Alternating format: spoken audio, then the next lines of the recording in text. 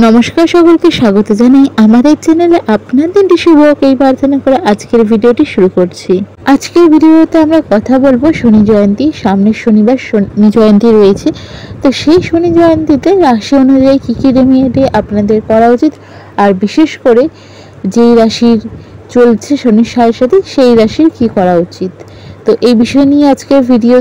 তো ভিডিওটি শুরু করা যাক। স্কিপ না করে ভিডিওটি দেখার চেষ্টা করবেন এবং কোনো রকম প্রবলেম হলে অবশ্যই কমেন্ট করে জিজ্ঞাসা করবেন। আমরা চেষ্টা করবো আপনার সব প্রশ্নের উত্তর দেওয়ার। শনি জয়ন্তী কবে, কখন? তো 26শে মে, আগামী 26শে মে দুপুর 12টা বেজে 11 মিনিট থেকে 27শে মে 8টা 30, সকাল 8টা 30 পর্যন্ত থাকছে এই শুভ সময়। তো আমরা সকলেই জানি যে সূর্যদেব এবং ছায়াদেবী সন্তান হলো শনি মহারাজ, এবং জ্যৈষ্ঠ মাসের অমাবস্যা যখন সূর্য এবং চন্দ্র উভয়ই বৃষ রাশিতে থাকে তখন হয় এই তিথি বা শনি জয়ন্তী, বা বলতে পারেন যেন শনিদেবের জন্মদিন।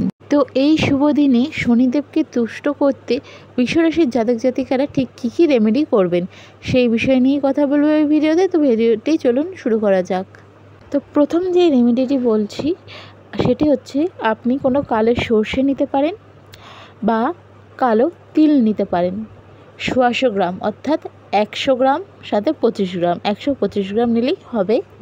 নিয়ে এমন কোনো মন্দির প্রাঙ্গণে যাবেন যেই মন্দিরে অশ্বত্থ গাছ রয়েছে, গিয়ে সেই গাছের গোড়ায় আপনি এগুলো দিয়ে আসতে পারেন।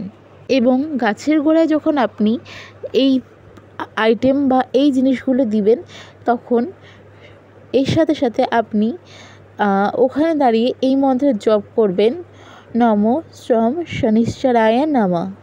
তো এটা কতবার পাঠ করবেন? 108 বার পাঠ করবেন। মন্ত্রটি যদি ভুলে যান তাহলে একটি কাগজে লিখে নিয়ে যেতে পারেন।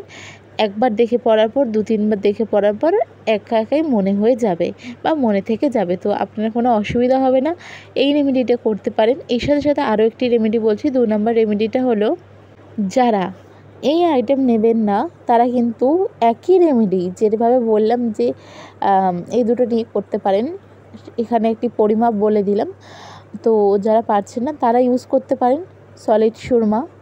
সেটা আপনার সামর্থ্য অনুযায়ী কিনে নিয়ে গাছের গোড়ায় দিয়ে আসলেন, দিয়ে আপনি শনিদেবের কাছে প্রার্থনা করবেন যে আপনাকে যাতে এই সময়ে বা আপনার কর্মের জন্য যদি ভুল করে কিছু খারাপ করে থাকেন, যাতে আপনাকে তিনি আশীর্বাদ দান করেন এবং আপনাকে সঠিক পথে চালনা করেন। মানে আপনার মনে যে প্রেয়ারটা রয়েছে সেটা জানাবেন এবং 108 বার মন্ত্রে জপ করবেন। তো এটাও আপনি করতে পারেন। এটা আমি দ্বিতীয় রেমেডি হিসেবে আপনাদের জানালাম। তো মন্ত্রটা আরেকবার বলে দিচ্ছি, নম সম শনিশ্চরায় নমঃ। এই মন্ত্রে 108 বার জপ করবেন।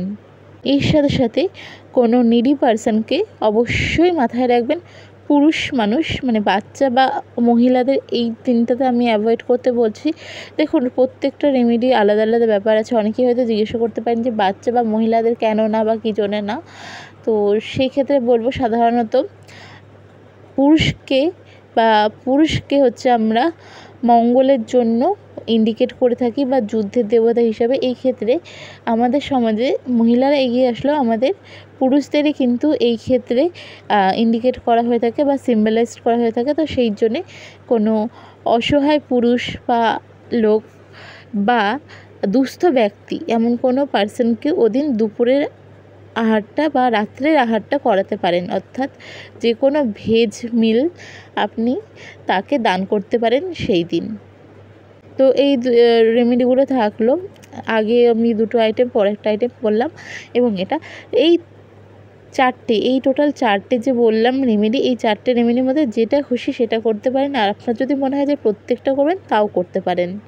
তো কারো কিছু যদি জানার হয়ে থাকে অবশ্যই কমেন্ট করে জানতে চাইতে পারেন। যত তাড়াতাড়ি সম্ভব চেষ্টা করব রিপ্লাই করার। দেখা হবে পরের ভিডিওতে। রাধে রাধে।